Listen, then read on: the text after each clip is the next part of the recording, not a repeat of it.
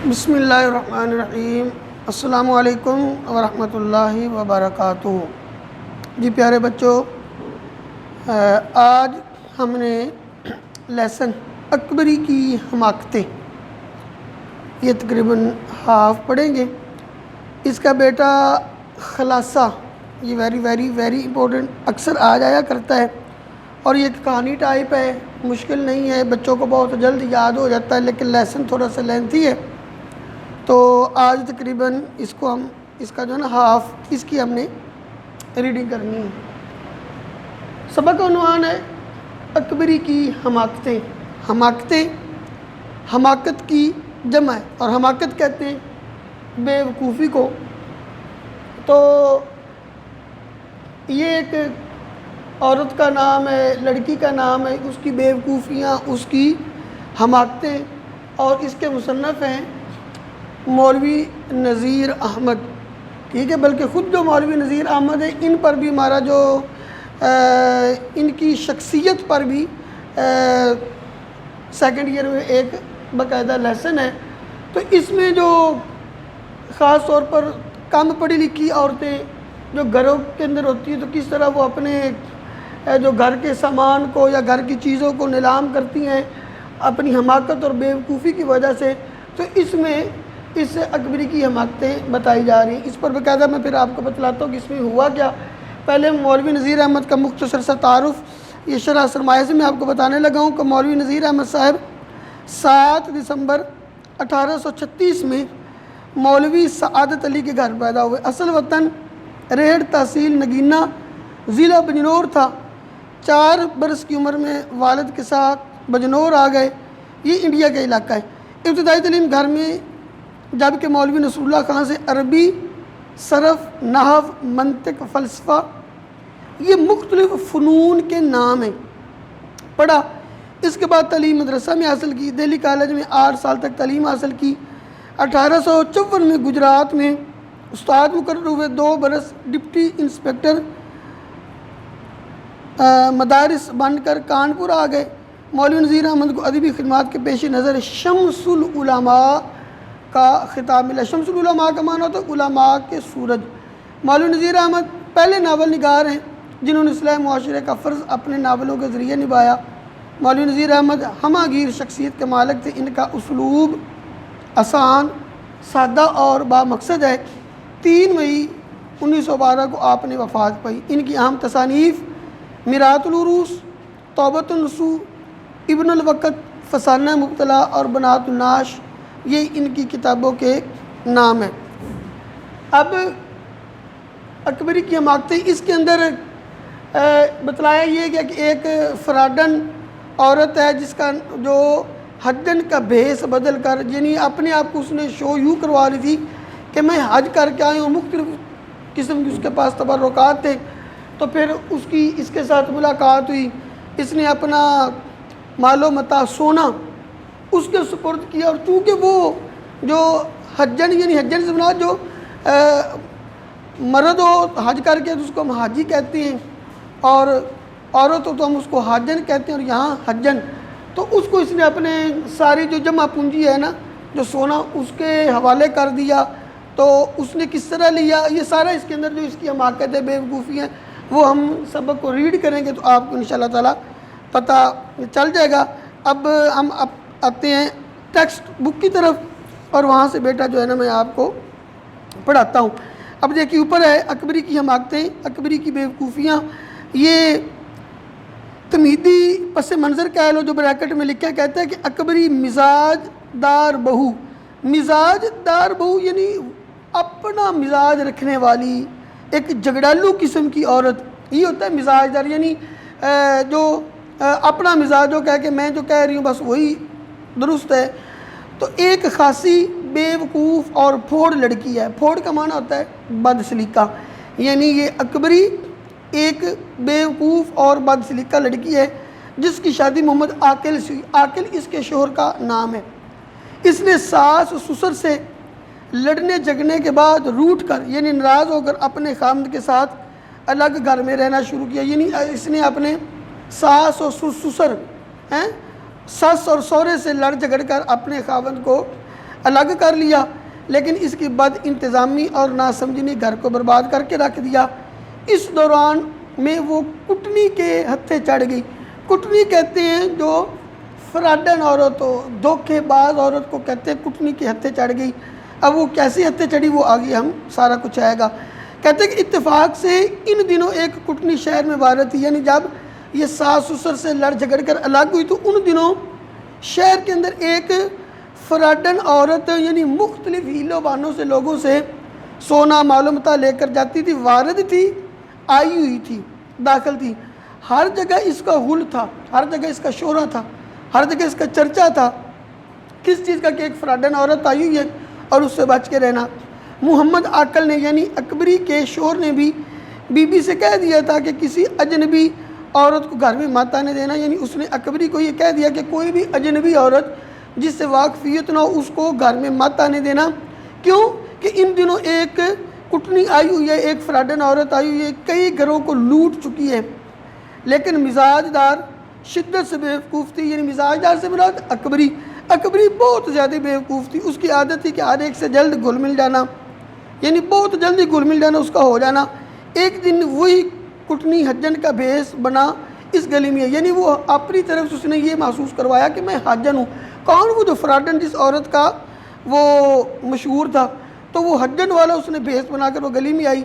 یہ مکار یعنی فراڈن حجن بیوقوف عورتوں کو، کم عقل عورتوں کو پھسلانے کے لیے طرح طرح کی اس کے پاس تبرکات تھے۔ تبرکات یعنی مقدس چیزیں، کیونکہ عورتیں اوورآل ان کا جو یہ ناقص العقل ہیں، یعنی عورتوں کی عقل جو ہے وہ کم ہوتی ہے۔ نبی کریم علیہ السلام کا فرمان عالی شان ہے کہ جو حضرت اماں حوا، یہ حضرت آدم علیہ السلام کی بائیں پسلی سے پیدا ہوئی تھیں، تو یعنی عورت کو بنائے ہی ٹیڑھا گیا ہے، اس نے بالکل سیدھا نہیں ہونا ہوتا، اور ان کے اندر یعنی بیوقوفیاں بھی بنسبت مردوں کے زیادہ ہوتی ہیں۔ تو یہ مکار حجن بیوقوف عورتوں کو پھسلانے کے لیے، یعنی پھسلانے سے مراد ان کو اپنے ہتھے چڑھانے کے لیے طرح طرح کی اس کے تبرکات، تبرک کی جمع یعنی مقدس چیزیں اور صدہ قسم کی چیزیں اور بھی سینکڑوں طرح کی چیزیں اپنے پاس رکھا کرتی تھیں۔ اب وہ مقدس چیزیں کیا تھیں؟ اس کے پاس تسبیح، یعنی جو تسبیح ہوتی ہے نا جس میں تقریباً 101 دانہ ہوتا ہے، تو یہ اس کو کہتے ہیں تسبیح فاطمہ، جس میں 33 مرتبہ سبحان اللہ، 33 مرتبہ الحمدللہ اور 34 مرتبہ اللہ اکبر پڑھا جاتا ہے۔ تسبیح خاک شفا، خاک شفا یہ وہ مٹی جو برکت دیتی ہے اس کو کہتے ہیں خاک شفا۔ خاک کا معنی ہوتا ہے مٹی اور شفا کا معنی شفا دینے والی۔ یہ اوپر بھی میں نے کچھ پھوڑ بات لکھا، اور اس کو کہتے ہیں کٹنی، عیار، چلاک، بھیس، وہ حجن کے روپ میں، ٹھیک ہے نا، اور خاک شفا برکت والی مٹی۔ اب اس کے بعد تسبیح تھی، خاک شفا تھی، زمزمیہ یعنی وہ چھوٹے جو برتن جس کے اندر زمزم کا پانی ڈال کر دیا جاتا ہے، وہ مدینہ منورہ کی کھجوریں، اور ایسی کوہ طور کا سرما، یہ وہ پہاڑ ہے جہاں حضرت موسیٰ علیہ السلام نے اللہ کی بارگاہ میں عرض کی تھی کہ مالک میں تیرا دیدار کرنا چاہتا ہوں، اور اللہ تعالیٰ نے کہا کہ میں تو دیدار کروانے کے لیے تیار ہوں، لیکن اے موسیٰ تیرے اندر وہ طاقت اور سکت نہیں۔ لیکن جب اصرار بڑھا تو اللہ تعالیٰ نے ایک جو سوئی کے سوراخ سے کم تجلی ڈالی، تو جو کوہ طور وہ جل کر راکھ ہو گیا، گویا کہ وہ سرما بن گیا۔ تو کوہ طور کا سرما، خانہ کعبہ کا غلاف، یہ سال بعد چینج ہوتا ہے نا، تو پھر سعودی حکومت وہ ٹکڑے تقسیم کر دیتی ہے۔ وہ خانہ کعبہ کے غلاف کا ٹکڑا عقیق البحر، عقیق البحر یہ سرخ رنگ کے قیمتی پتھر ہوتا ہے وہ، اور مونگے کے دانے یہ بھی ایک پتھر ہی ہے، اس کو مرجان بولتے ہیں۔ یہ یعنی یہ اس کے پاس تبرکات ہیں، مونگے کے دانے۔ اور ناد علی کے لفظی تو معنی آتا ہے حضرت علی رضی اللہ تعالیٰ عنہ سے مدد لینا، پکارنا، اور یہ باقاعدہ ایک وظیفہ ہے، یہ باقاعدہ چھپا ہوا مل جاتا ہے، ناد علی اس کا نام ہے، اور یہ لوگ جب گھر کے اندر کوئی پریشانی ہو تو تب پڑھتے بھی ہیں۔ ناد علی 5 سورہ، یعنی اس کے اندر 5 صورتیں ہوتی ہیں، سورہ یاسین ہے، سورہ ملک وغیرہ، اس کو 5 سورہ، وہ اور بہت ساری دعائیں، یہ اس کے پاس تھی لوگوں کو پھسلانے کے لیے۔ گلی میں آ کر جو اس نے اپنی دکان کھولی تو بہت سی لڑکیاں جمع ہوئی. نہیں جب اس نے یہ سارا سامان کھولا کہ میرے پاس یہ برکت والی چیزیں, تو وہ لڑکیاں آ گئیں. مزاج دار نے بھی سنا, یعنی مزاج دار سے مراد اکبری, اس نے بھی سنا تو زلفن سے کہا, زلفن اس کی جو نکرانی ہے, اس سے کہا کہ گلی سے اٹھنے لگے تو حجن کو یہاں بلا لینا, یعنی جب وہ وہاں سے اٹھنے لگے تو حجن کو میرے پاس لے آنا. اب اس کو نہیں پتہ کہ یہ تو فراڈن عورت ہے, ہم بھی تبرکات کی زیارت کر لیں گے, چلو میں بھی تبرکات کو دیکھ لوں گی. زلفن جا کھڑی اور حجن کو بلا لائی. مزاج دار سے مراد, پھر یاد رکھیے کہ مزاج دار سے مراد اکبری ہے. اکبری نے بہت خطر تاری سے, بڑی آؤ بھگت سے اس کو یعنی کہہ لو کہ ویلکم کیا. حجن کو پاس بٹھایا اور سب چیزیں دیکھی. سرما اور نادے علی دو چیزیں پسند کیا. اکبری نے کیا چیزیں پسند کی, ایک نادے علی اور ایک سرما. حجن نے مزاج دار کو باتوں باتوں میں تاڑ لیا, جانچ لیا, پرکھ لیا بات بات میں کہ یہ عورت جلدی میرے ڈھپ پر چڑھ جائے گی, میرے ہتھے چڑھ جائے گی. یہ تو اصل میں فراڈن عورت تھی.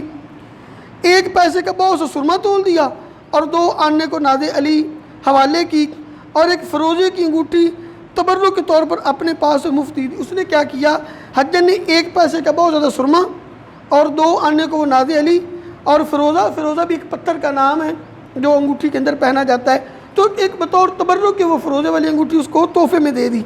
مزاج دار تو بڑی خوش ہوگی, ریج کی, اس کا جو ہے نا وہ دل آ گیا, یعنی فریفتہ ہوگی حجن پر. اس کے بعد حجن نے وہ سمندر کا حال, عرب کی کیفیت اور دل سے جوڑ کر 2-4 باتیں ایسے کی کہ مزاج دار نے کمال شوق سے پوری توجہ سے سنا. یعنی اس نے ادھر ادھر کی جو ہے نا, کئی جو لوگ فراڈی ہوتے ہیں نا, تو وہ بتونی بھی بڑے ہوتے ہیں, ادھر ادھر کس طرح کی باتیں سناتے ہوتے ہیں کہ بندہ اگلا یہی محسوس کرتا ہے کہ یہ بھی کمال کا ہے. کمال شوق سے سنو, اس کی طرف ایک خاص التفات کی. التفات کا معنی میں نے ادھر دیا ہے, توجہ کی. حجن نے پوچھا کیوں بھی تمہارے کوئی بال بچے نہیں؟ تو اب حجن نے کہا کہ تمہارے پاس کس کو, اکبری کو, تمہارے پاس کوئی بال بچہ ہے؟ تو مزاج دار نے آہ کھینچ کر کہا, ٹھنڈی آہ لے کر, ہماری تقدیر ایسی کہاں تھی, یعنی میرے مقدر کیسے؟ حجن نے پوچھا بیاہ کو کتنے دن ہوئے؟ حجن نے پوچھا کہ شادی کو کتنے دن ہوئے؟ تو مزاج دار نے کہا ابھی تو برس روز بھی نہیں ہوا. برس روز سے مراد ابھی 1 سال بھی نہیں ہوا.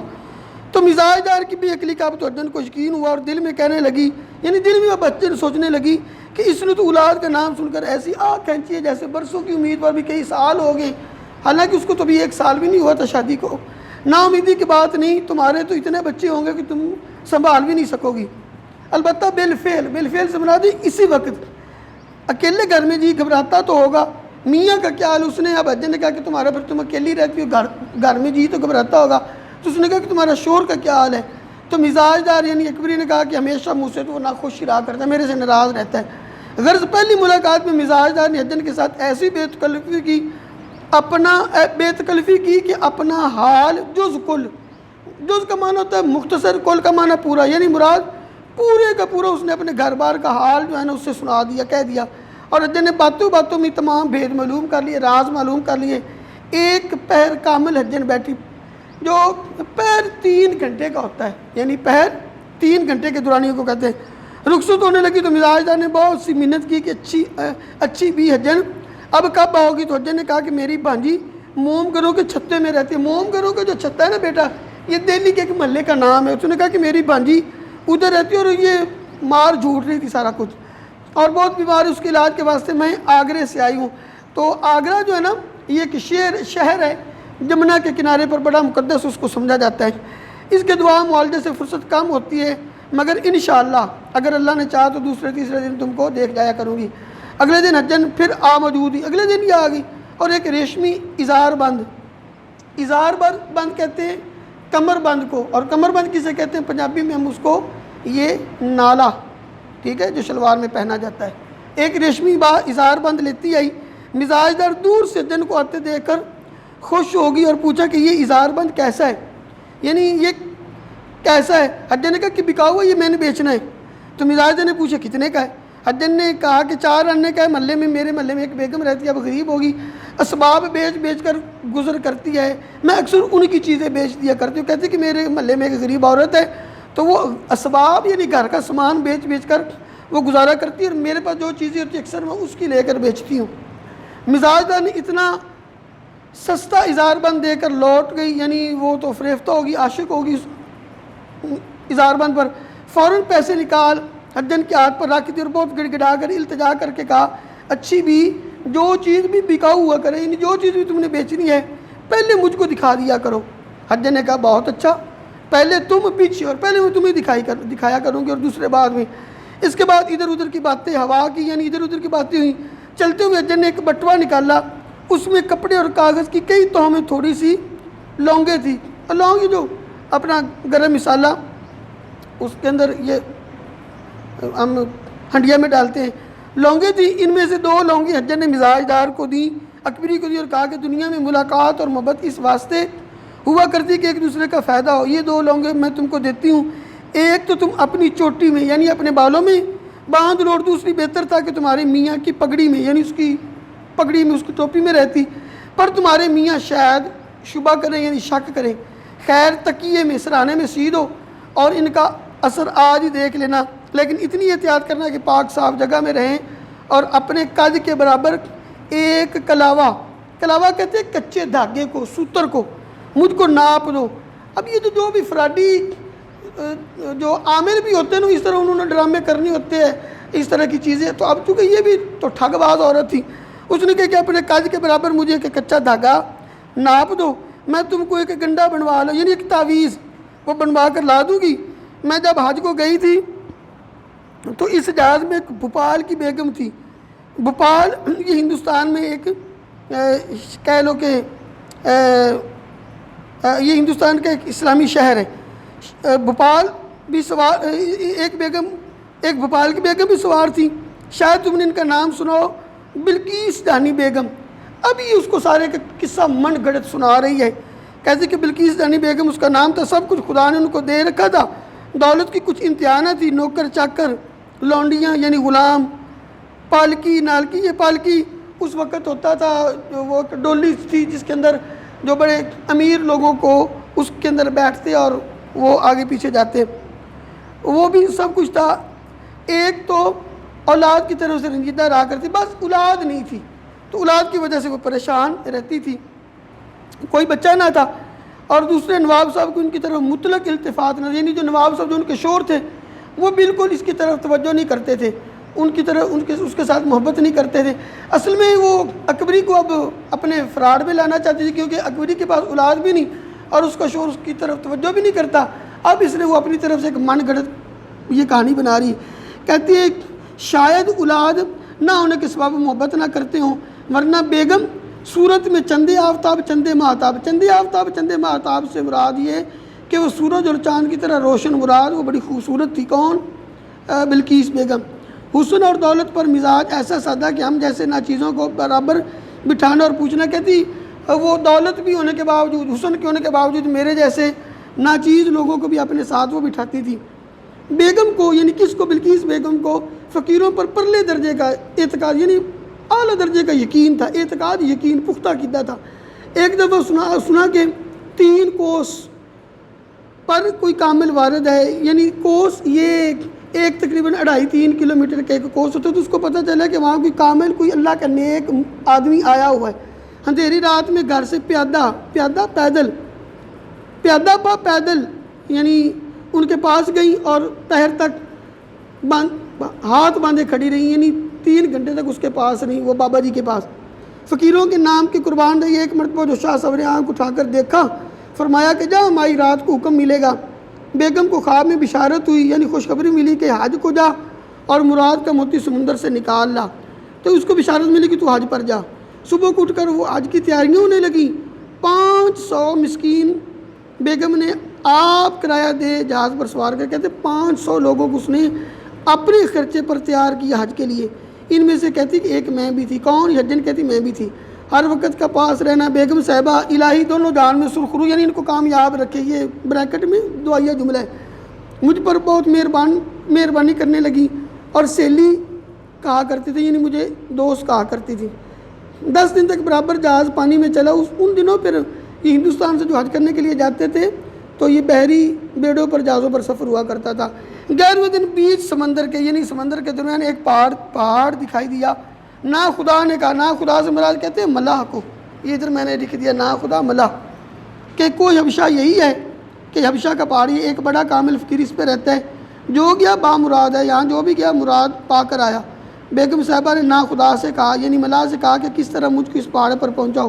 نا خدا نے یعنی کشتی چلانے والے نے کہا حضور جہاز تو پہاڑ تک نہیں پہنچ سکتا، البتہ اگر آپ ارشاد کریں تو جہاز کو لنگر کریں، یعنی جہاز کا لنگر کرنے سے مراد ہے کہ جہاز کو ٹھہرا دینا اور آپ کو ایک کشتی میں بٹھا کر لے چلیں۔ بیگم نے کہا خیر یہ صحیح، ٹھیک ایسے کر لو۔ 5 عورتیں بیگم کے ساتھ کوئی حبشہ پر گئی تھیں، 1 مائیں اور 4 اور۔ پہاڑ پر پہنچے تو عجیب طرح کی خوشبو مہک رہی تھی۔ چلتے چلتے شاہ صاحب تک پہنچے۔ ہو کا مقام تھا، ہو کا مقام، بالکل وہاں سناٹا تھا، خاموشی تھی، نہ آدمی نہ آدم زاد، تن تنہا شاہ صاحب ایک غار میں رہتے تھے۔ کیسی نورانی شکل تھی جیسے فرشتہ۔ ہم کو دعا دی، بیگم کو 12 لونگیں دی اور کچھ پڑھ کر دم کیا، مجھ سے کہا چلی جا، آگرے اور دلی میں لوگوں کے کام بنا، یعنی مجھے وہ کہتی، شاہ صاحب کہتے کہ تم جو ہے نا آگرے اور دلی میں لوگوں کے کام کرو۔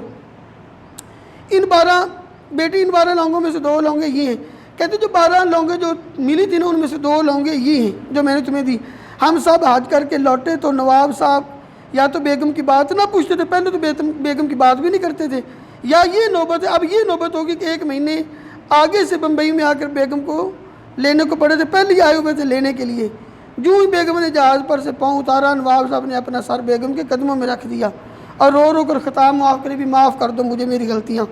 6 برس میں بھوپال میں حج سے واپس آ کر ٹھہری، فقیر کی دعا کی برکت سے لگاتار اوپر ترے اللہ رکھے 4 بیٹے بیگم کے میرے رہتے ہو چکے تھے، یعنی جب تک میں ان کے پاس رہی کچھ 6 برس، تو 6 برس میں 4 بیٹے اللہ نے دیے بیگم کو، جس کے پاس پہلے اولاد نہیں تھی۔ پھر مجھ کو اپنا دیس یاد آیا، بیگم سے اجازت مانگی، بہت روکا، میں نے کہا شاہ صاحب نے مجھ کو دلی اور آگرے کی خدمت سپرد کی ہے تو مجھ کو وہاں جانا ضرور ہے۔ یہ سن کر بیگم نے چاروں نچار یعنی مجبوراً نہ چاہتے ہوئے بھی مجھ کو رخصت کیا کہ شاہ صاحب نے بھی اس کو کہا تھا کہ تم دلی اور آگرے میں جا کر خدمت کرنا۔ 2 لونگیں، اس کے ساتھ 2 ورق کی حکایت دلچسپ، یہ حکایت کہانی داستان کو کہتے ہیں۔ مزاج دار دل و جان سے موت کے دو کہ جب یہ بات کی تو اب جو اکبری ہے وہ تو اس کے دل و جان سے اس کی عقیدت مند ہو گئی۔ حجن تو لونگیں دے کر رخصت ہوئی، مزاج دار بہو نے یعنی اکبری نے غسل کر کپڑے بدلے اور خوشبو لگائی، 1 لونگ بسم اللہ کر کے اپنے چوٹی میں یعنی بالوں میں باندھی اور میاں کے پلنگ کی چادر اور تکیوں کے غلاف اوپر کے جو کپڑے تھے ان کو بدلا، 1 لونگ کسی تکیے میں رکھ دی۔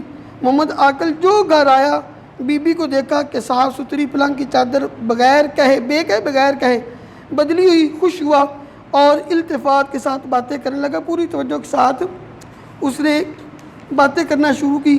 مزاجدہ نے کہا کہ دیکھو ہم نے آج ایک چیز مول لی ہے، یعنی اکبر نے کہا کہ ہم نے ایک چیز خریدی ہے، مول لینا مول لینا، خریدی ہے، یہ کہہ کر اس نے ہزار بند دکھایا، اس نے وہ کمر بند نالا دکھایا۔ تو محمد عاقل نے کہا کہ کتنے کو لیا ہے؟ تو مزاجدہ نے کہا کہ تم آنکھوں کا معنی کہ تم اندازہ لگاؤ، تم قیاس کرو، تم جانچو کہ یہ کتنے کا ہے۔ تو وہ ہزار بند خاص لاہور کا بنا ہوا نہایت عمدہ تھا، چوڑا چکلا کلابتو کے لچھے دار ہڑے، یہ کلابتو کے لچھے دار ہڑے یعنی جس کے اندر چاندی اور سونے کی گریں لگی ہوئی ہوں۔ تو محمد عاقل نے کہا کہ 2 روپے سے کسی طرح کم نہیں۔ مزاجدار نے کہا 4 آنے کو لیا ہے۔ محمد عاقل سچ کو، مزاجدار نے کہا تمہارے سر کی قسم 4 ہی آنے کو لیا ہے۔ تو محمد عاقل بہت سستا ہے، کہاں سے مل گیا؟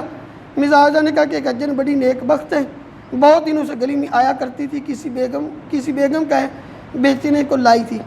بیٹا یہ تقریباً آپ نے 29 پیج کے کچھ ہاف سے اوپر تک پڑھا ہے، تو یہ ہاف ہمارا ہو گیا انشاءاللہ تعالی، باقی جو ہے یہ کل ہمارا ختم ہوگا۔ تو یہ آدھا ہم نے پڑھ لیا، کوشش کرنا کہ اگلا بھی خود ریڈنگ کرنا، لیکن کل میں انشاءاللہ تعالی خود بھی آپ کو پڑھاؤں گا۔ تو اب اس میں اگر کسی مشکل لفظ کے معنی کا